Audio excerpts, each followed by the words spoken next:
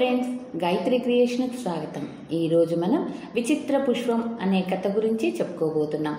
మన దేశంలో ఈశాన్య ప్రాంతాన గల మాణిక్యపురి రాజ్యంలో వసంత ఋతువుకు స్వాగతం పలికే వసంతోత్సవాలు ఏటా నెల రోజుల పాటు జరిగేవి. వసంత ఋతువు రాగానే కొండల మధ్య ఉన్న మాణిక్యపురి రాజ్యం కొత్త వెలుగులకు చెట్టు చేమలతో నూతన శోభను సంతరించుకుంటుంది. అందుకే కొన్ని వేల సంవత్సరాల నాడు అక్కడ వసంతోత్సవాలు కోలాహలంగా జరుపుకునేవారు. మాణిక్యపురి రాజు ప్రతాపవర్మ ఆదర్శ ప్రభువుగా కీర్తిగాంచాడు. తండ్రి పుష్పవర్మ కోరిక మేరకు ప్రతాపవర్మ అతి పిన్న వయసులోనే మాణిక్యపురి సింహాసనాన్ని అధిష్ఠించి ప్రజారంజకంగా రాజ్యపాలన చేసి తండ్రికి ఆనందం కలిగించాడు. ఆయన మెప్పు పొందాడు. రాజు ప్రతాపవర్మ తండ్రికి తగిన వారసుడుగా అనతి కాలంలోనే ప్రజల ఆదరాభిమానాలను పొందాడు. తన రాజ్యంలో శాంతి భద్రత నెలకొల్పడంతో పాటు ఇరుగు పొరుగు రాజ్యాలతో మంచి బంధాలు కూడా నెలకొల్పాడు. ఆ కారణంగా ప్రజలు యుద్ధ భయం లేకుండా సుఖ సంతోషాలతో జీవించసాగారు. దేశంలో శాంతి భద్రతల కొరత లేదు కనుక అవకాశం కలిగినప్పుడల్లా ప్రజలు వినోద కార్యక్రమాల పట్ల ఆసక్తి కనపరచసాగారు. ముఖ్యంగా ఏటా జరిగే వసంతోత్సవాల్లో స్త్రీలు, పురుషులు, పిల్లలు, పెద్దలు చాలా సంతోషంతో పాలు పంచుకునేవారు. ప్రతాపవర్మ మాణిక్యపురి సింహాసనాన్ని అధిష్ఠించి 25 సంవత్సరాలు పూర్తయిన సందర్భంగా ఆ 7 వసంతోత్సవాల్లో మరింత ఘనంగా జరపడానికి ఏర్పాట్లు జరిగినాయి. కేవలం క్రీడల పోటీలే కాకుండా సంగీతం, సాహిత్యం, నాట్యం, చిత్రకళ మొదలైన లలిత కళలన్నింటిలోనూ పోటీలు ఏర్పాటు చేశారు. ప్రత్యేకాంశంగా కవులు, పండితులు పాల్గొనే పండిత సదస్సు కూడా ఏర్పాటు చేశారు. ఈ ఉత్సవాలతో పాలు పంచుకోవడానికి ఇరుగు పొరుగు రాజ్యాల్లోని క్రీడాకారులు, కళాకారులు, పండితులు, కవులు కూడా ఆహ్వానం పంపారు. మొదట ఆటల పోటీలు ప్రారంభమయ్యాయి. ఆ పోటీల్లో మొదటి నుంచి ఒక కొండ జాతి యువకుడు ఎక్కువ పోటీలలో విజయం సాధించి అందరి దృష్టిని ఆకర్షించాడు. మొదట మల్ల యుద్ధంలో సునాయాసంగా గెలుపొందాడు. ఆ తర్వాత కర్రలతో ఆడే కుంజే ఆటలోనూ అతడే గెలుపొందాడు. ఆ సంవత్సరం కొత్తగా ఒక క్రీడా పోటీ ప్రవేశపెట్టారు. ఒక దృఢమైన ఎండు కొబ్బరికాయను నేల మీద వేసి గుర్రం మీద వస్తూ చేతిలోని కర్రతో బంతిలాంటి ఆ కొబ్బరికాయను కొట్టాలి. ఆట పేరు లక్సీ. ఆ నూతన క్రీడ పోటీలలో ఆ యువకుడు తన బృందానికి నాయకత్వం వహించి అతి సునాయాసంగా గుర్రం మీద స్వారీ చేస్తూ ఎంతో నేర్పుతో బంతిని కొట్టి విజయం సాధించాడు.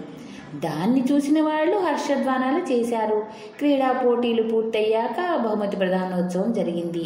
రాజు ప్రతాపవర్మ స్వయంగా వచ్చి గెలుపొందిన వారికి బహుమతులు అందజేశాడు. ఎక్కువ బహుమతులు అందుకున్న కొండ జాతి యువకుడు కేసి ఆయన ఆప్యాయంగా చూస్తూ, నీ పేరేమిటి అని అడిగాడు. నా పేరు ఉత్తుంగుడు ప్రభు అని వినయంగా సమాధానం చెప్పి తల వెనుకకు తిప్పి తనతో వచ్చిన మిత్ర బృందాన్ని రాజుకు చూపుతూ, వీళ్ళందరూ నాతో వచ్చిన మిత్రులు. మేము శృంగ్యాం కొండల్లోని ఉత్తంగు తెగకు చెందిన వాళ్ళం ప్రభు. తమ రాజ్యంలో జరిగే ఈ పోటీల్లో ఈ సంవత్సరమే మొట్టమొదటిసారిగా పాల్గొన్నాం ప్రభు అన్నాడు. రాజు మందహాసం చేశాడు. ఉత్తుంగుడు వెనక్కు తిరిగి తన మిత్రుడొకడి చేతిలోని పుష్పగుచ్చాన్ని తీసుకుని చకచకా మెట్లెక్కి వేదిక మీద ఉన్న యువరాణి యమవదను సమీపించి ఆమెకు నమస్కరించి, తమకు పువ్వులంటే చాలా ఇష్టమని తెలిసింది. ఇవి మా ప్రాంతంలో పూచిన అపూర్వమైన పుష్పాలు, దయతో స్వీకరించండి అని పుష్పగుచ్చాన్ని అందించి వేదిక నుంచి కిందికి దిగి వెళ్ళిపోయాడు. యువరాణి ప్రియమ్మద పుష్పగుచ్చాన్ని చిరునవ్వుతో తీసుకుని ఆ పువ్వులను ఆనందంగా చూసి తండ్రి వైపు తిరిగి, నాన్న, ఇంతటి అందమైన పువ్వులను ఇంతకు ముందెన్నడూ చూడలేదు. ఈ పూలు పూచే మొక్కలు మన ఉద్యానవనంలో కూడా లేవు అన్నది. అవునన్నట్లు రాజు తల పంకించాడు. కొంతసేపటికి బహుమతి ప్రదానోత్సవం ముగిసింది. అప్పుడు రాజు ప్రజలను ఉద్దేశించి ఇలా అన్నాడు. ప్రియమైన ప్రజలారా, ఈ 7 వసంతోత్సవాలు ఇంత ఘనంగా నిర్వహించినందుకు నాకెంతో ఆనందంగా ఉంది. ముఖ్యంగా మీరు నిర్వహించిన క్రీడా పోటీల్లో ప్రశంసించదగ్గవి. వాటిలో పాల్గొన్న కొండ జాతి యువకులు ప్రదర్శించిన నేర్పు, వాళ్ళ నాయకుడు ఉత్తుంగుడు చూపిన నైపుణ్యం కూడా కొనియాడదగినవి. అందుకే ఈ సంవత్సరం ప్రారంభించిన నూతన క్రీడకు ఆ కొండ జాతి ప్రజలు నివసించే శృంగ్యాం ప్రాంతం పేరుగా మాయ్ క్రీడా అని నామకరణం చేస్తున్నాను. అంతేకాదు ఈ సంవత్సరం నుంచి మన సైన్యంలో ఆ కొండ జాతి యువకులకు కూడా స్థానం కల్పిస్తున్నాను. రేపు వసంతోత్సవం ఆఖరి రోజు కనుక ప్రతి ఏడులాగే రేపు కూడా రాజప్రసాదం తలుపులు తెరిచే ఉంటాయి. మీరు ఎవరు రావాలన్నా నిరభ్యంతరంగా రాజప్రసాదానికి రావచ్చు. రాజకుటుంబంతో హాయిగా కలిసిమెలిసి తిరగవచ్చు. లైరంబి మాత మనల్ని రక్షించుగాక. ఆ మాటలు విని అక్కడ చేరిన వేలాది ప్రజలు చేసిన రాజప్రతాపవర్మ వర్ధిల్లాలి, యువరాణి ప్రేమవద వర్ధిల్లాలి అన్న నినాదాలు మిన్నుముట్టాయి. రాజు యువరాణి వేరువేరు రథాల్లో రాజప్రసాదానికి బయలుదేరారు. రాజు రథంలో ఆయనతో పాటు సేనానాయకుడు గంభీరసింహుడు, యువరాణి రథంలో ఆమె వెంట ఇద్దరు చెలికత్తెలు ఉన్నారు. నగర ప్రధాన వీధుల్లో రథాలు వెళుతూ ఉంటే వీధికి ఇరువైపులా ప్రజలు బారులు తీరి నిలబడి చేతులు జోడించి వారికి శుభాకాంక్షలు తెలియజేశారు. రాజప్రసాదాన్ని చేరగానే యువరాణి ప్రియంవద చెలికత్తెల చేత పూలగుచ్చాన్ని అమర్చే పెద్ద తొట్టెను తీసుకురమ్మని ఉత్తుంగుడు ఇచ్చిన పుష్పాలను తీసి అందులో స్వయంగా అమర్చింది. అందమైన ఆ పుష్పాలను అక్కడ చేరగానే మరింత అందం రావటం చూసి యువరాణి ఆనందంతో పొంగిపోయింది.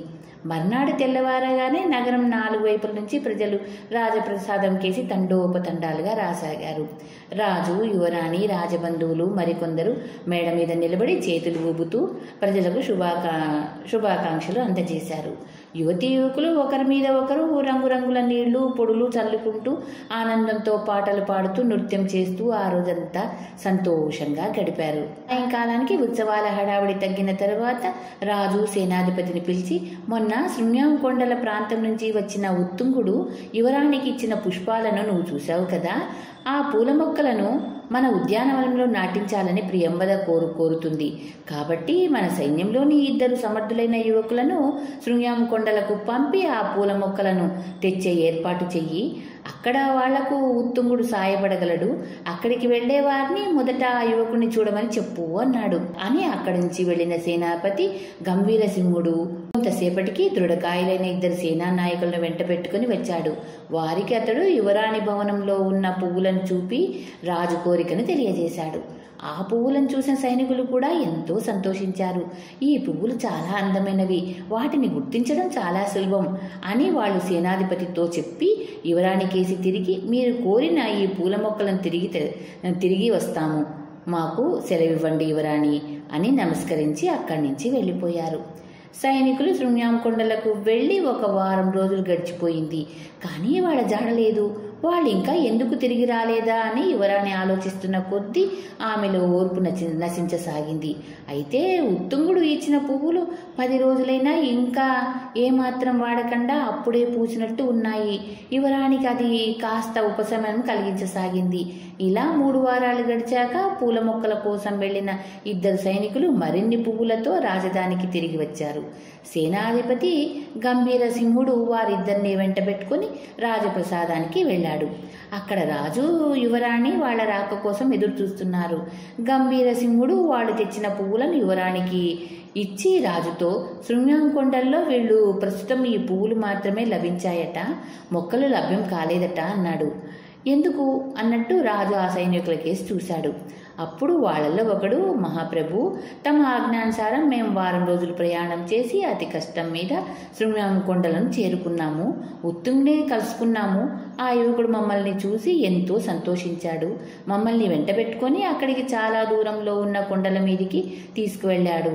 ఆ కొండల మధ్య చిన్న చిన్న పొదలుగా వెదుళ్ల లాంటి మొక్కలు ఆకాశాన్ని అంటుతూ ఉన్నాయి. ఆ చెట్ల చిటారు కొమ్మల్లో మెరుపుల్లాగా మెరుస్తూ ఈ పువ్వులు కనిపించాయి. అక్కడి వాళ్ళు వాటిని మెరుపు పూలని 100 సంవత్సరాలకు ఒకసారి పూయడం వల్ల శతాబ్దిక అని పిలుస్తారట. వాళ్ళు కూడా వాటిని ఇప్పుడే మొట్టమొదటిసారి చూశారట. పువ్వులు పూచిన 2 ఏళ్ల తరువాత వీటి మొక్కలు అక్కడక్కడ గుంపులు గుంపులుగా పుట్టుకొస్తాయని, అవి పెరిగి పెద్దవై పూయటానికి 100 సంవత్సరాలు పడుతుందని అక్కడి పెద్దలు చెప్పారు. యువరానికి ఆశాభంగం కలగకూడదని ఒక చెట్టు నరికించి వాటి పూలను తెచ్చాం ప్రభు అన్నాడు. సైనికుడి మాటలు శ్రద్ధగా ఆలకించిన రాజు చాలా వింతగా ఉంది. సరే, మరొక 2 ఏళ్ళు వాటి మొక్కలను మొలిచేటప్పుడు వాటిని తెచ్చి ఉద్యానవనంలో నాటిద్దాం అన్నాడు. ఆ మొక్కలు పూయడానికి ఇంకా 100 ఏళ్ళు పడుతుందా? అలా అయితే ఆ మొక్కలు పూయడం చూసే అదృష్టం నాకు లేదన్నమాట అన్నది యువరాణి ఎంతో నిరుత్సాహంగా. రాజు సైనికులతో, ఇంత శ్రమపడి ఆ పూలను తెచ్చినందుకు మీకు ధన్యవాదాలు అని సేనాపతి వైపు తిరిగి వీరిని ఉచిత రీతిలో సత్కరించి పంపు అన్నాడు. చిత్తం మహారాజా అని అక్కడి నుంచి బయలుదేరాడు సేనాధిపతి. సైనికులు ఆయన వెంట నడిచారు. సైనికులు శృంగాం కొండలకు వెళ్ళి అక్కడ శతాబ్దికం గురించి సేకరించుకుని వచ్చిన విషయాలు క్రమంగా ప్రజల మధ్య వ్యాపించినాయి. అది ఆ నోటా పడి వయోవృద్ధుడైన రాజగురు గౌరీనాథుడి చెవిలో కూడా పడింది. శతాబ్దిక అన్న మాట వినగానే అతడు ఉలిక్కిపడ్డాడు. రాజగురువు విద్యాధికుడు, రాజకుటుంబం యోగక్షేమాల పట్ల ఎంతో శ్రద్ధ కలవాడు. వెంటనే అతడు తన వద్ద ఉన్న తాళపత్ర గ్రంథాలన్నింటినీ తిరగవేశాడు. ఒక నిర్ణయానికి తాను వస్తున్నట్లు రాజుగారికి ఒక భటుడి ద్వారా కబురు పంపాడు. రాజగురువు వస్తున్నాడన్న వార్త వినగానే రాజు ఈ అపరాత్రి వేళ ఆయన రావటానికి కారణమే ఏమై ఉంటుందా అని ఆలోచిస్తూ ఆయన రాక కోసం ఎదురు చూడసాగారు. రాజగురువు రాజప్రసాదంలో అడుగు పెట్టగానే రాజు ఎదురెళ్ళి ఆయనకు పాదాభివందనం చేసి గౌరవంగా లోపలికి తీసుకెళ్లాడు. ఆయన్ను ఉచితాసనంలో కూర్చున్న తర్వాత రాజు, గురుదేవా, తమ రాక కారణం అనగానే, ముఖ్యమైనదే మహారాజా అన్నాడు రాజగురువు. ఏమిటన్నట్లు చూశాడు రాజు. శతాబ్దిక గురించి విన్నాను. ఆ పువ్వులు పూయడం రాజకుటుంబానికి, రాజ్యానికి అశుభాన్ని సూచిస్తుంది మహారాజా అన్నాడు రాజగురువు. అశుభాన్ని సూచిస్తుందా అన్నాడు రాజు విస్మయంతో తన చెవులను తానే నమ్మలేనట్టు. ఇంతటి అందమైన పరిమళ పుష్పాలు అశుభాన్ని ఎందుకు సూచిస్తాయి? అవి పూయడం అశుభం ఎలా అవుతుంది? అర్థం కావడం లేదు గురుదేవా అన్నాడు రాజా ప్రతాపవర్మ. ఆ విషయం తర్వాత చెప్తాను. ఆ పుష్పాలను సైనికులిద్దరు తీసుకొచ్చినట్లు విన్నాను. సైనికులు ఎందుకు అవి పూచే ఈశాన్య సరిహద్దులకు వెళ్లారు? అక్కడ కలహాలు చెలరేగలేదు కదా అని అడిగాడు రాజగురువు గౌరీనాథుడు. లేదు గురుదేవా, తమ ఆశీర్వాద బలంతో దేశమంతటా ప్రజలు సుఖ సంతోషాలతో ఉన్నారు అని రాజు శతాబ్దిక గురించి సైనికులు చెప్పిన విషయాలను క్లుప్తంగా చెప్పాడు. అంతా విన్న రాజగురువు, ఇప్పుడు ఆ పుష్పాలు ఎక్కడున్నాయి అని అడిగాడు. యువరాణి భవనంలో ఉన్నాయి. ఇన్ని రోజులైనప్పటికీ అవి వాడకుండా ఇంకా పరిమళాలు వెదజల్లుతూనే ఉన్నాయి అన్నాడు రాజు. వాటిని వెంటనే అక్కడి నుంచి తొలగించండి. అవి రాజభవనంలో ఉన్నట్లయితే రాజకుటుంబానికి అరిష్టదాయకం అని యువరాణికి నా మాటగా తెలియజేయండి అన్నాడు రాజగురువు. మీ ఆజ్ఞను శిరసావిస్తాను గురుదేవా అని రాజు ఒక్క క్షణం మౌనం వహించి, అయితే ఆ పుష్పాలు ఎందుకు అశుభ సూచకాలను తమరు భావిస్తున్నారో చెబితే వినాలని ఉంది. యువరాణి ప్రియంవద ఆ పువ్వులను ప్రాణ సమానంగా భావిస్తుంది కాబట్టి వాటిని గురించిన అసలు సంగతులు ఆమె వినడం శ్రేయస్కరమని భావిస్తున్నాను. పిలవమంటారా అని అడిగాడు. సరే అన్నట్లు తలపంకించాడు రాజగురువు. యువరాణి రాగానే ఆమె రాజగురువుకు పాదాభివందనం చేసింది. రాజగురువు ఆమెను ఆశీర్వదించి కూర్చోమని పక్కనున్న ఆసనం చూపించాడు. ఆమె కూర్చున్న తర్వాత తనను పిలిచిన కారణమేమిటి అన్నట్లు తండ్రిని చూసింది. శతాబ్దిక అనే ఆ విచిత్ర పుష్పాలను గురించి కొన్ని ముఖ్యమైన విషయాలను తెలియజేయడానికి రాజగురువు వచ్చారు. ఆయన చెప్పే విషయాలు నీకు తెలియడం అవసరం కాబట్టి నిన్ను రమ్మన్నాను అన్నాడు రాజు కుమార్తెతో. అలాగా అన్నట్లు ఆమె రాజగురువు కేసి చూసింది. రాజగురువు కొంచెంసేపు మౌనంగా ఆలోచిస్తూ గడిపి ఆ తర్వాత ఇలా చెప్పసాగాడు. ఒకానొకప్పుడు వింత పరిమళాలు విదజల్మే ఈ విచిత్ర పుష్పాలు అన్ని పువ్వులలాగే ఏడాదికోసారి పూచేవి. ఒకసారి పూచాయంటే రోజుల తరబడి వాడకుండా ఉండేవి. కొన్ని వందల సంవత్సరాలకు పూర్వం మీ వంశానికి చెందిన చంద్రకేతుడు అనే రాజు మాణిక్యపుర రాజ్యాన్ని పరిపాలించాడు. ఆయన ధర్మప్రభువుగా సాహసవీరుడుగా పేరుగాంచాడు. ఆయనకు చంద్రకేతు అనే సోదరుడు ఉండేవాడు. వాడు అన్ని విధాలా అన్నకు విరుద్ధమైన వాడు. రాజ్య నిర్వహణ భారంలో అన్నకు సహాయపడడం మాని హాని చేయడానికి పూనుకున్నాడు. వాడు దేశదిమ్మరై ఊరూరు తిరిగి ఆఖరికి రాజ్యానికి ఉత్తర సరిహద్దుల్లో ఉన్న కొండ ప్రాంతాన్ని చేరాడు. అక్కడ అతడు కొండజాతి ప్రజలతో పరిచయం చేసుకున్నాడు. వారిలో నాగాంబి అనే వాడికి మంత్రతంత్రాలు తెలుసు. వాడితో స్నేహం చేసి వాడి నుంచి కొన్ని తంత్ర విద్యలు నేర్చుకున్నాడు. ఆ కోయవాడు విచిత్రమైన కొన్ని పువ్వులను కోసి సలసల మరిగే నీళ్లలో వేయడం చూశాడు. కోయవాడు ఆ నీళ్లను రోజు కొంతసేపు మళ్ళీ మళ్ళీ కాచి ఒక విధమైన సువాసనతో ఉన్న తైలం తీశాడు. ఆ తైలాన్ని ఎవరిపైనైనా చల్లినట్లయితే వాళ్ళు తమకు వశమై తాము చెప్పినట్లు నడుచుకుంటారని కోయవాడు చంద్రకేతుకు చెప్పాడు. చంద్రకేతువు చాలా సంతోషంతో ఆ పువ్వులను తీసుకొని మాణిక్యపురి చేరి ఒక రహస్య ప్రదేశంలో కోయవాడు చేసినట్లు ఆ పువ్వులను నీళ్లలో వేసి కాచి మరికొన్నాళ్లకు విచిత్రమైన తైలం తయారు చేశాడు. మొదట ఆ తైలాన్ని ఎవరినైనా మామూలు మనుషుల మీద వాడి వారి ప్రవర్తన రూఢి చేసుకుని ఆ తర్వాత దాన్ని రాజు మీద ప్రయోగించి ఆయన తన చెప్పు చేతల్లో ఉంచుకొని తాను మాణిక్యపురి సింహాసనాన్ని అధిష్ఠించాలని ఆ దుర్మార్గుడి పథకం వేశాడు.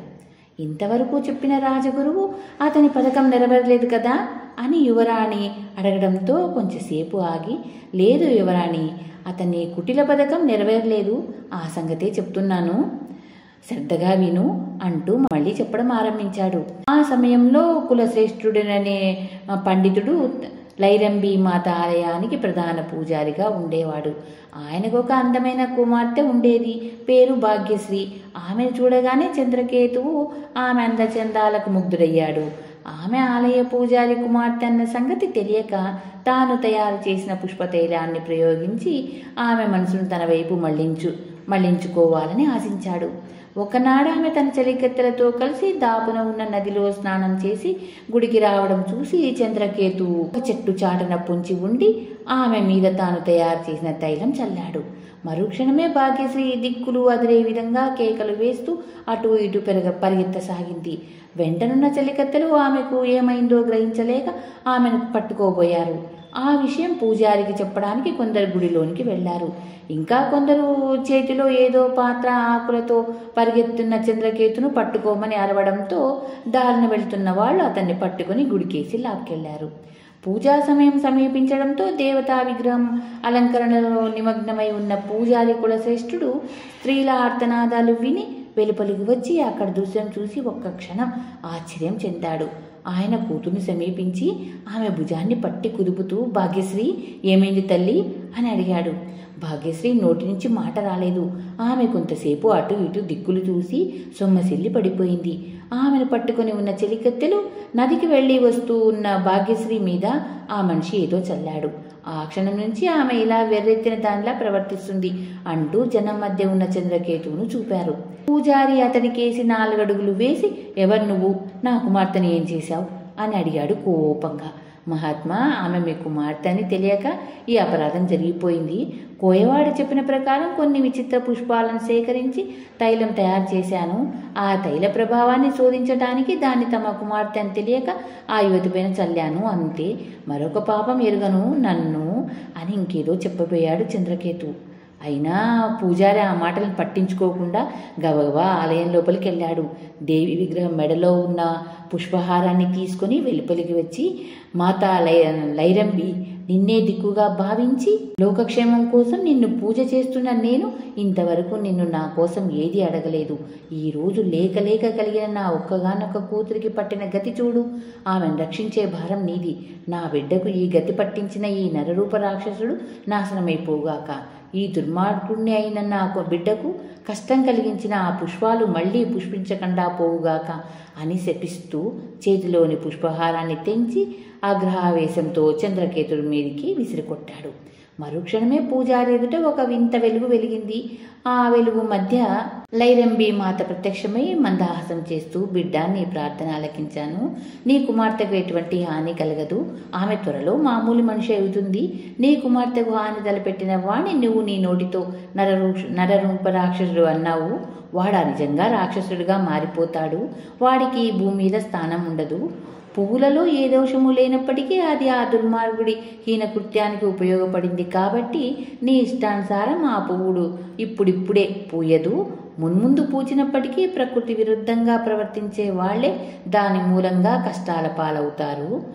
సరే, ప్రస్తుతానికి అన్ని మర్చిపో, ఆలయం లోపలికి రా, హారతికి సమయం దాటిపోతుంది, నీకోసం కాచుకొని ఉన్నాను అన్నది. పూజారికి మాత్రమే వినిపించే విధంగా దేవి రూపం కూడా పూజారికి మాత్రమే కనిపించింది.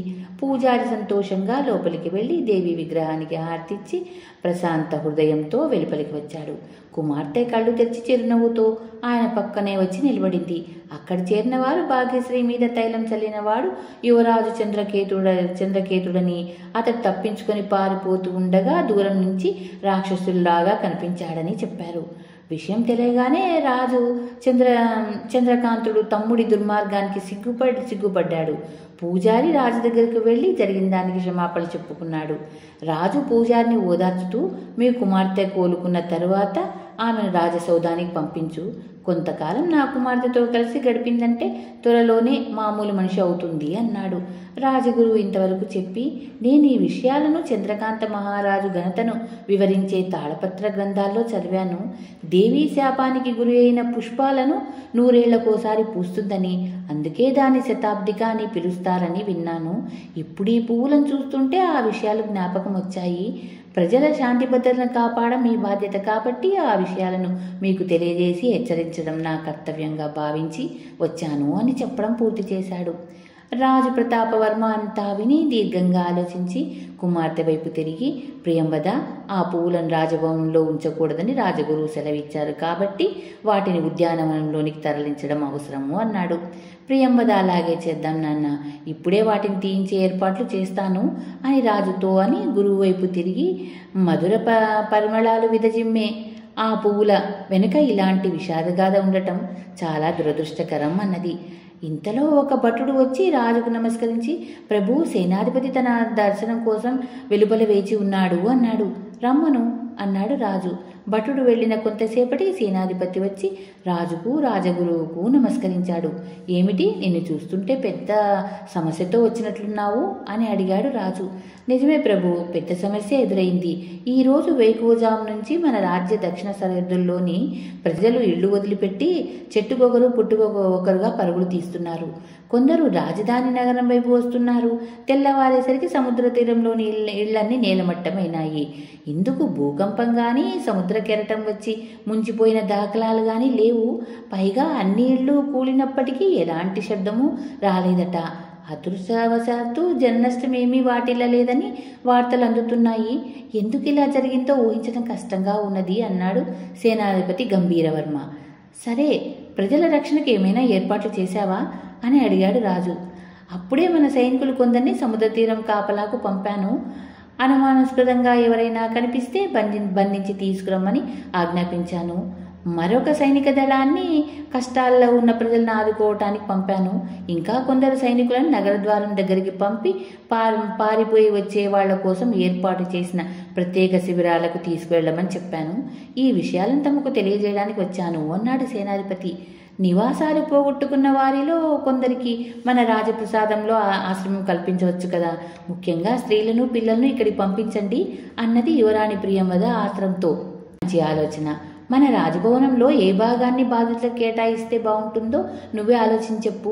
పైగా ఇక్కడికి వచ్చే స్త్రీలకు పిల్లలకు అవసరమైన సదుపాయాలను సమకూర్చే పనులను నువ్వే స్వయంగా పర్యవేక్షించడం మరీ బాగుంటుంది అని రాజకుమార్తె చెప్పి సేనాది వైపు తిరిగి, బాధితులకు ఎటువంటి లోటు రాకుండా చూసే బాధ్యత నీది. వారికి మున్ముందు ఎటువంటి ఉపాధి కల్పించాలో తర్వాత ఆలోచిద్దాం అని రాజగురువు కేసి తిరిగి, తమరి సలహా ఏమిటి గురుదేవా అని అడిగాడు. అలాగే చేయి మహారాజా అని రాజగురువు కొంతసేపు మౌనంగా ఆలోచించి, సేనాధిపతి తెచ్చిన వార్తను వింటుంటే శతాబ్దిక గురించి నేను అనుమానించిన విషయాలు నిజమవుతాయేమో అని భయంగా ఉంది అన్నాడు విచారంగా. సముద్రం తీరంలోని గ్రామాలు నేలమట్టమైపోవడానికి కారణం ఫలానా అని తెలియదు. అసలు ఏం జరిగిందో ఎవరికీ అంతుపట్టలేదు. ఆ రాత్రంతా ఎప్పటిలాగే ప్రశాంతంగా గడిచింది. వర్షం కురేయడం కానీ సముద్ర కెరటాలు పొంగడం కానీ జరగలేదు. తెల్లవారు లేచి చూసేసరికి చిన్న పెద్ద ఇళ్లన్నీ నేలమట్టమై కనిపించాయి. ఏం జరిగిందో అని తలకో విధంగా ఊహించుకుంటూ అక్కడ ఉంటే తమ ప్రాణాలకే ముప్పు వాటిల్లగదలన్న భయంతో గ్రామ ప్రజలు చెట్టుకొకరు పుట్టకొకరుగా పరుగులు తీశారు. అలా పారిపోయి వచ్చిన వారు కొందరు రాజధాని నగరం చేరారు. నగర సింహద్వారం వద్ద ఉన్న కాపలా భటులు ఈ విషయాన్ని సేనాధిపతికి తెలియజేశారు. సేనాధిపతి ఆజ్ఞానుసారం వాళ్లను ప్రత్యేకంగా ఏర్పాటు చేసిన శిబిరాలకు తీసుకెళ్లారు. శరణార్థులు కొందరు ఆలయ ప్రాంగణంలోనూ, మరికొందరు వసంతోత్సవాలు జరిగిన మైదానంలోనూ ఆ రాత్రి గడిపారు. యువరాణి ప్రియంవద తన చెలికెత్తలతో కలిసి రాజప్రసాదంలో ఏ భాగాన్ని శరణార్థులైన స్త్రీలకు, పిల్లలకు కేటాయిస్తే బాగుంటుందో పరిశీలించి ఆ భాగాన్ని ఖాళీ చేయించి సిద్ధం చేయించేసరికి అర్ధరాత్రి దాటింది. తెల్లవారుగానే రాజా ప్రతాపవర్మ సేనాధిపతి గంభీరసింహుడితో కలిసి శరణార్థులుగా వచ్చిన ప్రజలను పరామర్శించడానికి వెళ్ళాడు. రాజును చూడగానే ప్రజలు ఇల్లు, వాకిలి, గొడ్డు, గోద అంతా వదిలి కట్టుబట్టలతో పారిపోయి వచ్చాం మహారాజా. తిరిగి వెళ్లాలన్నా భయంగా ఉంది. తిరిగి వెళ్ళినా మా ఇళ్లన్నీ నాశనం కాకుండా ఉంటాయన్న నమ్మకం లేదు. ఏ నిమిషాన ఎటువంటి ఆపద ముంచుకొస్తుందో తెలియదు అన్నారు దీనంగా. మీకు రక్షణ కల్పించే బాధ్యత నాది. మీ ప్రాణాలకు కానీ, ఆస్తిపాస్తులకు కానీ ఎటువంటి హాని రాదు. మీరు నిశ్చింతగా ఉండండి అని రాజు వాళ్ళని ఆప్యాయంగా ఓదార్చి సేనాధిపతి సింహుడి కేసి చూశాడు. నిన్ననే మన సైనికులు కొందరిని దక్షిణ ప్రాంతానికి పంపాను. ఎటువంటి ఆపద వచ్చినా ఎదుర్కోవడానికి వాళ్ళు సిద్ధంగా వెళ్లారు. గ్రామస్తులు వదిలి వచ్చిన ఇళ్లను, ఆస్తిపాస్తులను చెక్కు చెదరకుండా రక్షించే బాధ్యత కూడా మన సైనికులు అప్పగించాను. వంతుల వారీగా అంటే ఉదయం నుంచి సాయంకాలం వరకు కొందరిని, సాయంకాలం నుంచి తెల్లవారేదాకా మరికొందరిని కాపలా ఉంచడానికి ఏర్పాట్లు చేశాను ప్రభు. అందుకు కావలసినంత మంది సైనికులను పంపాను. కాబట్టి వీళ్ళు తమ ఇళ్ల భద్రత గురించి బెంగపడవలసిన అవసరం ఏమీ లేదు అన్నాడు సేనాధిపతి. అలాగా అన్నాడు రాజు సంతోషంగా.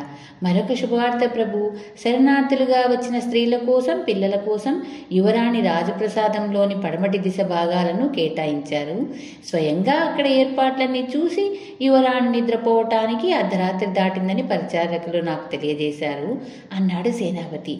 పేదలకు సహాయపడాలనే పరోపకార బుద్ధి ప్రియంవదకు బాల్యం నుంచే ఉన్నది. సరే, అక్కడి ఏర్పాట్లు ఎలా ఉన్నావో వెళ్ళి చూద్దాం అన్నాడు రాజు ఎంతో ఉత్సాహంగా. చిత్తం ప్రభు అని సేనాధిపతి రాజు వెంట నడిచాడు. రాజు, సేనాధిపతి రాజప్రసాదం పడమటి భాగాన్ని చేరేసరికి అక్కడ స్త్రీలు, పిల్లలు వరుసలుగా కూర్చొని ఉన్నారు. వాళ్ల ముందు ఆకులు పరిచి ఉన్నాయి. కొంతసేపటికి యువరాణి ప్రియంవద వెంట వచ్చిన పరిచారకులు పాత్రల్లో తెచ్చిన భోజనం అందరికీ వడ్డించారు. అందరూ చాలా సంతోషంగా భోజనం చేస్తున్న దృశ్యం చూసిన రాజుకు పరమానందం చెంది, ప్రియంవద, నీ ఔదార్యం మెచ్చుకోదగింది. బాధల్లో ఉన్న వాళ్ళని ఆదుకోవటంలోనే మానవ జన్మ సార్థకత లభిస్తుంది. ఆ విషయం నిన్ను చూస్తుంటే నాకెంతో ఆనందంగా ఉంది. నిన్ను కన్నందుకు నేనెంతో గర్వపడుతున్నాను. ఈ పేదలకు నీ మేలు చిరకాలం గుర్తుంటుంది. వీళ్ళు ఇక్కడ ఉన్నంత వరకు ఇప్పటిలాగే వాళ్ళ అవసరాలన్నీ చూసే ముఖ్యమైన బాధ్యత నీకు అప్పగిస్తున్నాను అన్నాడు. యువరాణి సరే అన్నట్లు చిరునవ్వుతో తల ఊపుతూ, మీకు ఇక్కడ విచారమేమీ వద్దు నాన్న. ఇక్కడి వాళ్లకు ఎటువంటి కొరత లేకుండా చూసుకునే బాధ్యత నాది. మిగతా చోట్ల ఉన్న శరణార్థులను గురించి మీరు ఆలోచించండి అన్నది వినయంగా. రాజు, సేనాధిపతి అక్కడి నుంచి బయలుదేరి రాజప్రసాదం ప్రధాన భవనం సమీపిస్తుండగా నలుగురు సైనికులు ఎదురుపడ్డారు. వాళ్ళెందుకో ఆందోళన చెందుతున్నట్లు కనిపించారు. ఏమిటి అలా ఉన్నారు? ఏం జరిగింది అని అడిగాడు సేనాధిపతి. నిన్న దక్షిణ ప్రాంతాలకు వెళ్లిన మన సైనికుల జాడ కనిపించటం లేదు ప్రభు అన్నారు సైనికులు. ఏమయ్యారు అని అడిగాడు సేనాధిపతి కోపంగా. ఆ సంగతి చెప్పడానికి కూడా అక్కడ ఎవరూ లేరు. ఈరోజు ఉదయం మన సైనికులు అక్కడ చేరుకునేసరికి ఆ ప్రాంతమంతా నిర్మానుష్యంగా ఉంది. మరికొన్ని గ్రామాలు నేలమట్టమై ఉన్నాయి అన్నారు సైనికులు. ఉదయం వెళ్లిన సైనికులు తిరిగి వచ్చారా? అక్కడే ఉన్నారా అని అడిగాడు సేనాధిపతి. ముగ్గురు సైనికులు వచ్చి ఆ విషయం తెలియజేసి వెంటనే తిరిగి వెళ్ళిపోయారు. వాళ్ళు వెంట మన దళనాయకుడు వీరసింహుడు కూడా వెళ్లారు అన్నారు సైనికులు. అలాగా, వీరసింహుడు రాగా నన్ను చూడమని చెప్పండి అన్నాడు సేనాధిపతి. చిత్తం ప్రభు అని సైనికులు వెళ్ళిపోయారు. మరిన్ని ఇళ్లు నేలమట్టాయని తెలిస్తే ఇక్కడున్న వాళ్ళు మరింత హడలిపోగలరు. ఆ విషయాన్ని మన మధ్య ఉంచుదాం. సముద్ర తీరానికి వెళ్లిన దళనాయకుడు తిరిగి రాగానే బహుశా మన సైన్యాన్ని అక్కడ నడిపించవలసి రావచ్చు. కాబట్టి సైన్యాన్ని సిద్ధంగా ఉంచడం అవసరం అన్నాడు రాజు. అలాగే చేద్దాం ప్రభు. దళనాయకుడు రాగానే మీ దగ్గరికి వస్తాను అని చెప్పి సేనాధిపతి బయలుదేరాడు. సైనికులతో పాటు సముద్ర తీరానికి వెళ్ళిన దళనాయకుడు ఆ రోజు సాయంకాలానికి హడావుడిగా తిరిగి వచ్చి సేనాధిపతికి నమస్కరించాడు. ఏమిటలా బిక్కమోంతో ఉన్నావు? అసలు అక్కడ ఏం జరిగిందో తెలుసుకుని వచ్చావా అని అడిగాడు సేనాధిపతి. అంతా వింతగా ఉంది ప్రభు. నిన్న వెళ్ళిన మన సైనికులు సముద్ర తీరం చేరుకున్నారనడంలో సందేహం లేదు. ఎందుకంటే వారి అడుగుజాడలు స్పష్టంగా కనిపించాయి. వాళ్ళు అక్కడ చేరుకున్న తరువాత ఏం జరిగిందో తెలియదు. చెప్పడానికి ఒక్క పిట్ట కూడా లేదు అన్నాడు దళనాయకుడు. ఇప్పుడు ఏం చేద్దామని నీ ఉద్దేశం అడిగాడు సేనాధిపతి. సముద్రం తీరంలోని సైనికులందరూ ఒక చోట ఉండకుండా వాళ్ళను 3 జట్లుగా విడదీశాను. మొదటి జట్టు సముద్ర తీరంలో ఉంటుంది, రెండవ జట్టు వాళ్లకు కూతవేటు దూరంలో ఉంటుంది, మూడవ జట్టు ఇంకా యువతల ఉంటుంది. 3 జట్లకు మధ్య సమాచారం అందుతూనే తమరు అనుమతించినట్లయితే తెల్లవారగానే నేను ఒకసారి స్వయంగా అక్కడికి వెళ్ళి సమాచారం తెలుసుకుని వచ్చి మీకు తెలియజేస్తాను అన్నాడు దళనాయకుడు. శభాష్, అలాగే చెయ్యి అని చెప్పి సేనాధిపతి రాజభవనానికి వెళ్ళి రాజుకు విషయం తెలియజేసి అక్కడి నుంచి శరణార్థుల శిబిరాలకు వెళ్ళాడు. అక్కడ వచ్చిన వాళ్ళందరికీ కూడా ఆహార పానీయాలకు కానీ విశ్రాంతి తీసుకోవడానికి కానీ ఎటువంటి ఇబ్బందులు కలగడం లేదు. రాజభటులే కాకుండా నగర ప్రజలకు కూడా వాళ్ళకు సహాయపడడం చూసి సేనాధిపతి ఎంతో సంతోషించాడు. మర్నాడు తెల్లవారుతూ ఉండగా దళనాయకుడు వీరసింహుడు సేనాధిపతి ఇంటికి వచ్చాడు. అతన్ని చూడగానే సేనాధిపతి, అప్పుడే వెళ్ళి వచ్చావా? ఎలా ఉన్నది పరిస్థితి అని అడిగాడు. చాలా భయానకంగా ఉంది ప్రభు. నేను బయలుదేరుతూ ఉండగా అక్కడ సైనికులు కొందరు వచ్చి చెప్పారు, ఆ రాకాసి మృగం మళ్ళీ వచ్చిందట అన్నాడు దళనాయకుడు. రాకాసి మృగమా అన్నాడు సేనాధిపతి అమితాశ్చర్యంతో. అవును ప్రభు, సరిగ్గా అర్ధరాత్రి సమయంలో సముద్రం నుంచి పర్వతాకారంలో ఒక రాకాసి మృగం పైకి రావడం సైనికులకు కనిపించిందట. అది నేల మీద నడుస్తుందో లేక గాలిలో అలా తేలుతుందో తెలియదట. అయితే అది నా తలను అటు ఇటు ఆడిస్తూ మెల్లగా కదులుతున్న కొద్దీ దాని కాళ్ళ కింద ఇళ్లలోని మనుషులు, చెట్లు సర్వం అలాగే భూమిలోనికి దిగిపోతాయట. అయితే అది ఏమాత్రం శబ్దం చేయకుండా భీకరమైన తలను అటు ఇటు ఆడిస్తూ ఉత్తర దిశగా కదిలిపోయిందట. సముద్ర తీరంలో ఉన్న మన సైనికులు దాని పాదాల కింద పడి అలా నేలలోనికి కూరుకుపోయారట. వాళ్లకు కొంత దూరంలో నిలబడిన మిగతా సైనికులు ఆ ప్రాణిని వెనుక నుంచే చూశారు కానీ దాని ముఖం చూడలేదు. అక్కడ నుంచి భయభ్రాంతులై పారిపోయి వచ్చారు అన్నాడు దళనాయకుడు. అది ఎలాంటి రాకాసి మృగమై ఉంటుంది? అది ఉత్తర దిశగా ఎందుకు వెళ్ళింది అన్నాడు సేనాధిపతి మనసులో అనుకుంటున్నట్లు. అవును ప్రభు, మన సైనికులు దాన్ని ఎదుర్కొని ఉంటే వాళ్ళు కూడా దాని పాదాల కింద పడి భూమిలోని కూరుకుపోయి ఉండేవాళ్లే. వాళ్ళు భయపడి తిరిగి రావడం వల్లే దాని విషయం మనకు తెలిసింది అన్నాడు దళనాయకుడు నెమ్మదిగా. సేనాధిపతి కొంచెం సేపు మౌనంగా ఆలోచించి, సరే, అది ఉత్తర దిశగా వెళ్ళిందంటున్నావు. అది సముద్రంలోంచి రావడం వల్ల తెల్లవారేలోగా మళ్ళీ సముద్రం చేరి ఉంటుందనే భావిస్తున్నాను. ఉత్తర దిశకు మన సైనికులు కొందరిని పంపు. అక్కడ ఏదైనా ప్రమాదం వాటిల్లి ఉండవచ్చు. దక్షిణ సముద్ర తీరంలో కాపలాను యథాప్రకారం కొనసాగించు. నిన్న రాత్రి అలాగే సైనికులను 3 జట్లుగా విడదీసి కాపలా ఉంచు. ఆ రాకాసి మృగం గురించి మరేదైనా విషయాలు తెలిస్తే వెంటనే వచ్చి చెప్పు. నేను ఈ విషయం రాజుకు చెప్పొస్తాను. ఈ అపాయం నుంచి ప్రజలను కాపాడవలసిన బాధ్యత మనకుంది అన్నాడు సేనాధిపతి. సేనాధిపతి గంభీరసింహుడు ఊటాఊటిగా రాజభవనానికి వెళ్ళి దళనాయకుడు వీరసింహుడు చెప్పిన విషయాలన్నీ రాజుకు తెలియజేశాడు. ఆ సంగతి విన్న రాజు ప్రతాపవర్మ, ఏమిటి, రాకాసి మృగమా? చరిత్రకు అందని కాలంలో ఎప్పుడో ఉండేవని చెప్పుకునే రాకాసి మృగాలు ఈ కాలంలో ఉండడం అసంభవం. గ్రామాలు నీలమట్టమైపోయి ప్రజలు ప్రాణభీతితో పారిపోతున్న మాట నిజమే కావచ్చు. అయితే ఆ బీభత్సవానికి కారణం ఏదో రాకాసి మృగం అంటే నమ్మశక్యం కాకుండా ఉన్నది. ఇంతకు ఆ మృగాన్ని కళ్ళారా చూసిన వాళ్ళు ఇక్కడికి ఎవరూ రాలేదు. సైనికులు చెప్పిన విషయాన్ని దళనాయకుడు నీకు చెప్పాడు కాబట్టి వాళ్ల మాటలు ఎంతవరకు నిజమో ఆలోచించాలి అన్నాడు. నిజమే ప్రభు, దళనాయకుడు వీరసింహుడు నేలమట్టమైన గ్రామాలను చూశాడే తప్ప రాకాసి మృగాన్ని చూడలేదు. అయితే గ్రామాలు అలా నాశనమైపోవటానికి మరే ప్రకృతి వైపరీత్యం జరగలేదని తెలుస్తూనే ఉంది. కాబట్టి ఆ రాకాసి మృగాన్ని చూశామని చెప్పే మన సైనికుల మాటలను ఆధారరహితం అని తోసివేయటానికి లేదని నాకు అనిపిస్తుంది. తమరు అనుమతించారంటే ఈ రాత్రికి నేనే ఆ స్థలానికి స్వయంగా బయలుదేరి వెళ్ళి అసలు అక్కడ ఏం జరుగుతుందో తెలుసుకుని వస్తాను అన్నాడు సేనాధిపతి గంభీరసింహుడు వినయంగా. మంచిది, అలాగే వెళ్ళిరా. నువ్వు వచ్చేలోగా నేను రాజగురువును పిలిపించి ఏం చేయాలో ఆలోచిస్తాను. మున్ముందు ఈ విషయంలో మన రాజగురువు సలహాను పాటించడం శ్రేయస్కరం అన్నాడు రాజు. చిత్తం మహారాజా అని అక్కడి నుంచి బయలుదేరిన సేనాధిపతి శరణార్థులుగా వచ్చిన స్త్రీలు పిల్లలు తలదాచుకున్న రాజప్రసాదం పడమటి భాగానికి వెళ్ళాడు. సేనాధిపతిని చూడగానే అక్కడ కాపలా భటులు అతని గౌరవంగా నమస్కరించి, అంతా సక్రమంగా జరిగిపోతుంది ప్రభు, ఇక్కడ సమస్యలేమీ లేవు. ఇక్కడి శరణార్థులను చూడటానికి మన యువరాణి గారు కూడా ఇప్పుడే వచ్చారు అని చెప్పారు. గంభీరసింహుడు గుర్రం దిగి రెండు వైపులా పెద్ద పెద్ద రాతి స్తంభాలున్న విశాలమైన మంటపంలోనికి అడుగుపెట్టాడు. అప్పుడు పక్క గదిలోంచి మామూలు దుస్తుల్లో ఉన్న యువరాణి ప్రియంవద ఇద్దరు చెలికత్తెలతో వెలుపలికి వచ్చింది. సేనాధిపతిని చూడగానే ఆమె, ఇక్కడున్న వారికి ఆహార పానీయాలకు ఎటువంటి కొరత లేదు, పసిపిల్లలకు ఎటువంటి అనారోగ్యం కలగకుండా తగిన మందులు జాగ్రత్తలు తీసుకోమని ఆస్థాన వైద్యులకు చెప్పాను. పసిపిల్లల ఆరోగ్యాన్ని అలక్ష్యం చేయకూడదు కదా అన్నది. చాలా సంతోషం యువరాణి, పసిపిల్లల క్షేమం పట్ల తమరు చూపుతున్న శ్రద్ధ ప్రశంసనీయమైనది. ప్రతి విషయంలోనూ ముందు జాగ్రత్తతో వ్యవహరించడం అన్ని విధాలా మంచిది అన్నాడు సేనాధిపతి. ఇక్కడి స్త్రీలు సుఖంగా ఉన్నారు, కానీ తమ భర్తల మీద బెంగతో ఉన్నారు. కాబట్టి దూరంగా ఉన్న పురుషులు ఒకసారి వచ్చి వాళ్ళ భార్య బిడ్డలను చూసే ఏర్పాట్లు చేసినట్లయితే బాగుంటుంది అన్నది యువరాణి. అలాగే యువరాణి, రేపు సాయంకాలానికి కొందరిని పంపే ఏర్పాట్లు చేస్తాను అని చెప్పి సేనాధిపతి అక్కడి నుంచి శరణార్థులున్న మరొక శిబిరానికి బయలుదేరాడు. అంతలో దళనాయకుడు వీరసింహుడు ఎదురుపడి నమస్కరించి, ఈరోజు మరికొందరు సైనికులు గాయాలతో తిరిగి వచ్చారు. వారికి మన వైద్యులు చికిత్స చేస్తున్నారు. అయినా వాళ్లకు ప్రాణభయం పట్టుకుంది. హడలిపోయి ఎప్పుడు రాకాశమృగం గురించే పలవరిస్తున్నారు అన్నాడు. వాళ్ల మాటలే గనక నిజమైనట్లయితే మన రాజ్యం ఇప్పుడు భయంకరమైన ఆపద పాలవడం ఖాయం. కాబట్టి దాన్ని ఎదుర్కోవడానికి ఇతరుల సహాయం కూడా కోరవలసి రావచ్చు. దేనికైనా ఆ రాకాశమృగం గురించిన విషయాలు ప్రత్యక్షంగా తెలుసుకోవడం అవసరం. అందువల్ల నేనే స్వయంగా మన రాజ్య దక్షిణ ప్రాంతానికి వెళ్తాను. నువ్వు నాతో పాటు రావాలి. సాయంకాలానికల్లా సిద్ధం కావాలి అని ఆజ్ఞాపించాడు సేనాధిపతి.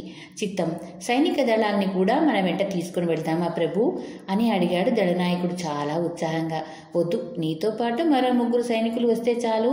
అయితే ఈ రాత్రికి కాపలాకు వెళ్ళవలసిన సైనిక దళాన్ని యథాప్రకారంగా వెళ్ళనివ్వు. మనం విడిగా వెళ్దాం. మన ప్రయాణ విషయం మరెవరికి తెలియకూడదు అన్నాడు సేనాధిపతి. ఆ రోజు మధ్యాహ్నం సేనాధిపతి, దళనాయకుడు మరి 3 సైనికులు గుర్రాల మీద మాణిక్యపురి దక్షిణ సరిహద్దుకు బయలుదేరారు. సాయంకాలానికి సముద్ర తీరం చేరుకున్నారు. అక్కడ గ్రామాలన్నీ నేలమట్టమైపోయి చెట్టు చేమలు కూడా నాశనమైపోయి కనిపించాయి. నిర్మానుషంగా ఉన్న గ్రామాలకు కాపలా కాస్తున్న భటులు వాళ్లకు ఎదురుపడి నమస్కరించారు. సేనాధిపతి దళనాయకుడు వాళ్లను దాటుకొని వెళ్లి సముద్ర తీరంలోని ఇసుక మీద అడుగుజాడలేమైనా కనిపిస్తాయేమోని జాగ్రత్తగా పరిశీలించసాగారు. ఒక చోట దేనినో నేల మీద లాక్కొని వెళ్ళినట్లు సమాంతరంగా 2 విశాలమైన చారలు కనిపించాయి. ఆ చారలు సముద్ర జలం దగ్గర నుంచి ఆరంభమై ఉత్తర దిశగా చాలా దూరం వరకు కనిపించాయి. ఆ చారల మధ్య అక్కడక్కడ కొన్ని ఖాళీలు కనిపించాయి. సముద్రం నీటికి సమీపంలో తడిగా ఉన్న ఇసుక మీద ఆ చారలకు బదులు 2 పెద్ద పెద్ద పాదాల గుర్తులు కనిపించడంతో దళనాయకుడు వాటిని సేనాధిపతికి చూపుతూ, సముద్రంలో నుంచి ఏదో పెద్ద ప్రాణి బయటికి వచ్చిందనడంలో ఇసుమంత సందేహం కూడా లేదు ప్రభు అన్నాడు. అవును, సముద్రం నుంచి వచ్చిన ఆ వింత ప్రాణి మళ్ళీ సముద్రంలోనికే చేరి ఉండాలి. ఈ చారలు ఉత్తర దిశగా మాత్రమే వెళ్లడం గమనించినావా అని అడిగాడు సేనాధిపతి. నిజమే ప్రభు అంటూ దళనాయకుడు మరేమైనా గుర్తులు కనిపిస్తాయేమని సముద్ర తీరమంతా జాగ్రత్తగా పరిశీలించి చూడసాగాడు. కొంతసేపటికి చీకటి పడింది. ఆ తర్వాత ఏదీ స్పష్టంగా కనిపించలేదు. ఆ రాత్రి వాళ్ళు కాపలా ఉన్న భటులకు కొద్ది దూరంలో గడపాలని నిశ్చయించారు. ఆ సంగతి కాపలా ఉన్న భటులకు కూడా తెలియదు. అర్ధరాత్రి దాటింది. ఒకవైపున సముద్రం, మరోవైపున విశాలమైన ఇసుక మైదానం. ఆకాశంలో అక్కడక్కడా మెరుస్తున్న చుక్కలు తప్ప మరేమీ కనిపించడం లేదు. 4వ జాము ఆరంభం కాగానే సేనాధిపతికి ఉత్తర దిశలో చీకటి కొండలా ఏదో ఆకారం కదలడం కనిపించింది. అది క్రమంగా తమకేసే రావడం అతడు గమనించి, అది మెల్లగా కదులుతూ ముందుకొస్తుంది. అటు ఇటు కదులుతున్న దాని తల ఎత్తైన చెట్లకు పైన కనిపించింది. అది ఇంకా ముందుకు రావడంతో దాని భీకరమైన రూపం మరింత స్పష్టంగా కనిపించింది. అయితే అది ఏమాత్రం శబ్దం చేయడం లేదు. తాటి చెట్ల వంటి కాళ్ళు, కొండ చిలువల వంటి చేతులు కల అతి భయంకరమైన ఆ రాకాసి మృగం రూపం సేనాధిపతికి సైతం మనసులో భయం పుట్టించింది. సేనాధిపతి, దళనాయకుడు ఆ రాకాసి మృగం మార్గానికి అడ్డుపడకుండా ఎంతో జాగ్రత్తగా పక్కకు తప్పుకున్నారు. అదృష్టవశాత్తు వారి వెంట వచ్చిన సైనికులు కూడా దాని పాదాల కింద పడకుండా తప్పించుకున్నారు. తూర్పు దిక్కున అరుణరేఖలు ఉదయిస్తుండగా ఆ రాకాసి మృగం సముద్రంలోకి దిగి అలాగే లోపలికి వెళ్ళిపోయింది. సేనాధిపతికి నడుస్తున్న పర్వతంలాగా ఉన్న రాకాసి మృగాన్ని చూస్తుంటే మానవ మాతృలెవరూ దాన్ని ఎదుర్కోలేరనిపించింది. భయంకరమైన ఆ వింత ప్రాణి ఏ అర్ధరాత్రి సమయంలోనో సముద్రం నుంచి వెలుపలికి వచ్చి ఉత్తర దిశగా వెళ్ళి సూర్యోదయం కల్లా వెనుదిరిగి సముద్రం చేరుతుందన్న విషయం రూఢి అయింది. దాన్నెవరూ ఎదుర్కోలేరు కాబట్టి తమ వెంట వచ్చిన 3 సైనికులను రాజధానికి తిరిగి వెళ్ళమని సేనాధిపతి ఆజ్ఞాపించాడు.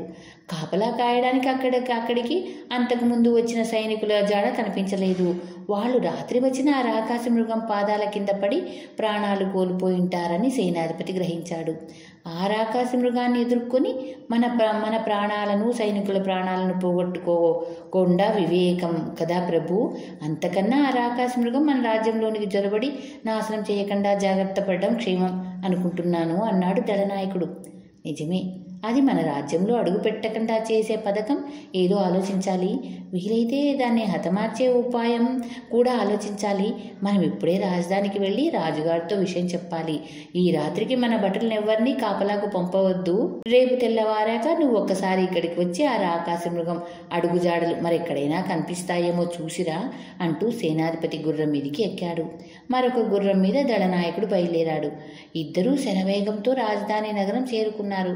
సేనాధిపతి రాజప్రసాదం చేరేసరికి అక్కడ రాజా ప్రతాపవర్మ, రాజగురువు గౌరీనాథుడితో ఏదో తీవ్రంగా చర్చిస్తున్నారు. ఆయన సేనాధిపతిని చూడగానే ఆ వింత ప్రాణిని చూశావా అని అడిగాడు చాలా ఆదుర్దాగా. చూశాను ప్రభు, సైనికుల మాటల్లో ఏమాత్రం అతిశయోక్తి లేదు. అది తప్పక రాకాసి మృగమే అంటూ సేనాధిపతి తాను దక్షిణ సముద్ర తీరంలో చూసిన దృశ్యాన్ని వివరించి, ఆ రాకాసి మృగం అర్ధరాత్రి సమయంలో సముద్రం నుంచి వెలుపలికి వచ్చి తిన్నగా ఉత్తర దిశకు వెళ్ళి తెల్లవారేలోగా మళ్ళీ సముద్రం చేరుతుంది. అతి భీకరమైన ఆ రాకాసి మృగాన్ని చంపగల శక్తివంతులు మనలో ఎవ్వరూ లేరు అన్నాడు. ఆ మాటలు విని రాజు మౌనంగా ఆలోచించసాగాడు. అప్పుడు రాజగురువు, మహారాజా, పూజారి కులశ్రేష్ఠుడి శాపానికి గురి అయిన చంద్రకేతువు ఈ రాకాసి మృగం రూపంలో తిరుగుతున్నాడేమో అన్న అనుమానం నాకు కలుగుతుంది. ఎందుకంటే చాలా అరుదుగా పూచే శతాబ్దిగా ఇప్పుడు మన రాజ్యానికి ఉత్తర దిశలో పూచి ఉంది. ఆ విచిత్ర పుష్పం కోసమే రాకాసి మృగ రూపంలో ఉన్న చంద్రకేతు అక్కడికి ఆకర్షించబడుతున్నాడని నాకు అనిపిస్తుంది. కాబట్టి ప్రస్తుతం ఆ శతాబ్దిక పుష్పాలే మనల్ని కాపాడాలి అన్నాడు. మనకు అరిష్టదాయకాలైన అని తమరు సెలవిచ్చిన విచిత్ర పుష్పాలే ఇప్పుడు మనల్ని ఆపద నుంచి కాపాడగలవా? అది ఎలా సంభవం గురుదేవా అన్నాడు రాజు ఆశ్చర్యంగా. పూజారి శాపానికి గురై చోటు లేకుండా పోయిన చంద్రకేతువును ప్రస్తుతం ఆ విచిత్ర పుష్పాలే మాణిక్యపురిని ఆకర్షిస్తున్నాయి. ఆ విచిత్ర పుష్పాలను మనం ఆ రాక్షస మృగం అంటే చంద్రకేతు ఉంటున్న సముద్ర మధ్యానికి చేర్చామంటే ఆ నరరూప రాక్షసుడు ఇటువైపు వచ్చే అపాయం తప్పుతుంది కదా. అయితే ఆ సాహసకృత్యం చేయగల సమర్థులైన వీరులెవరో చూడాలి అన్నాడు రాజగురువు. ఆ మాటలతో రాజుకు శృంగం కొండల్లో నివసించే ఉత్తుంగ జాతి ప్రజలు గుర్తుకు వచ్చారు. వసంతోత్సవాలకు వచ్చి వివిధ పోటీల్లో గెలుపొందిన ఉత్తుంగుడనే యువకుడు, అతడి మిత్రులు తన్ను అక్కడ ఆహ్వానించిన విషయం రాజుకు మనసులో మెదిలింది. ఆ విచిత్ర పుష్పాలను యువరాణికి కానుకగా ఇచ్చింది ఉత్తుంగుడే కాబట్టి అతన్ని ఈ విషయంలో ఉపయోగించుకోవడం ఒక్కటే రాజుకు తరుణోపాయంగా తోచింది. కొంతసేపు దీర్ఘంగా ఆలోచించి ఆయన తల పంకించి సేనాధిపతి కేసి తిరిగి, నేను మన రాజ్య రక్షణ కోసం రేపే శృంగం కొండలకు బయలుదేరుతున్నాను. నా వెంట దళనాయకుడు వీరసింహుడు ఒక్కడు వస్తే చాలు. అతడు ఇంతకు పూర్వమే ఒకసారి ఆ ప్రాంతానికి వెళ్ళి వచ్చాడు. మేము తిరిగి వచ్చే వరకు ఇక్కడ శరణార్థులకు ఎటువంటి కొరత లేకుండా చూసుకోవడం నీదే బాధ్యత అని రాజగురువు కేసి తిరిగి, నా ప్రయాణం విజయవంతం కావాలని ఆశీర్వదించండి గురుదేవా అని నమస్కరించాడు. ప్రజలను రక్షించడానికి చక్కని నిర్ణయం తీసుకున్నావు నాయన.